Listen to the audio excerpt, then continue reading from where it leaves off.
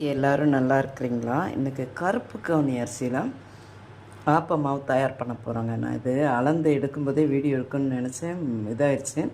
அதாவது வந்து பார்த்திங்கன்னா கருப்பு கவுனி அரிசி ஆப்பத்துக்கு கருப்பு கவுனி அரிசி வந்து 1.5 டம்ளர்னால் 1/2 டம்ளர் பச்சரிசி. வெறும் கருப்பு கவுனி அரிசியில் பண்ண முடியாதுக்க, கொஞ்சம் 1/2 டம்ளர் நம்ம பச்சரிசி சேர்த்துக்கணும். அதோட நான் ஒரு 1/4 டம்ளருக்கும் கொஞ்சம் கீழே உளுந்து, 1 டேபிள் ஸ்பூன் வெந்தயம் எல்லாம் அந்த அரிசியோடு சேர்ந்து ஒரு 4 மணி நேரம் ஊற வச்சுருக்கேங்க.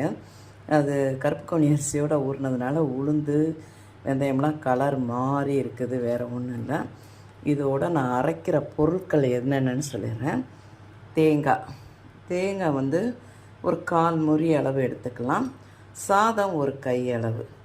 இது எல்லாம் போட்டு இப்போ அரைக்கணும். நம்ம தேங்காவை போட்டு துருவிக்கிடலாம். தேங்காவை துருவியாச்சு.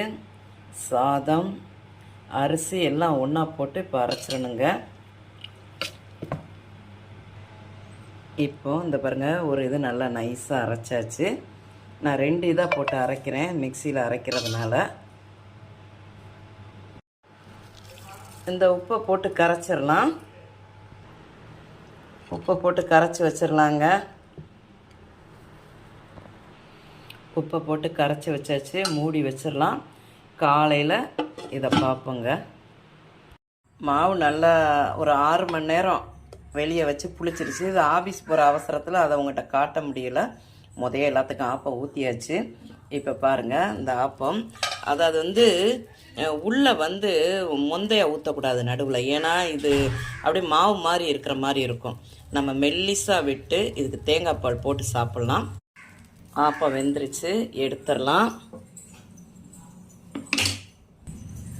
கருப்பு கவுனி ஆப்பம் சூப்பராக ரெடி ஆகிடுச்சுங்க. அதுக்கு நான் தேங்காய் பால் தான் இன்றைக்கி வச்சுருக்கேன். இதுக்கு கடலைக்கறி, சட்னி எதுனாலும் வச்சு சாப்பிடலாம். பார்த்துக்கோங்க, கடலைக்கறி, வெள்ளை குருமா, வெஜிடபிள் குருமா, என்ன குருமானாலும் நம்ம வச்சு சாப்பிடலாம், செமையாக இருக்கும். இன்றைக்கி ஆனால் நான் தேங்காய் பால் வச்சுருக்கேன். பார்த்துக்கோங்க, இது வாரத்தில் ஒரு 2 நாள் பிள்ளைங்களுக்கு கொடுத்து பழகணுங்க. நல்ல ஒரு செத்தான ஹெல்த்தியான ஒரு ஆப்பம், சூப்பராக இருக்கும். பார்த்துக்கோங்க, இது பிடிச்சிருந்தால் பார்வதி வீட்டு சமையலுக்கு ஆதரவு கொடுங்க. ஓம் சாய்ராம்.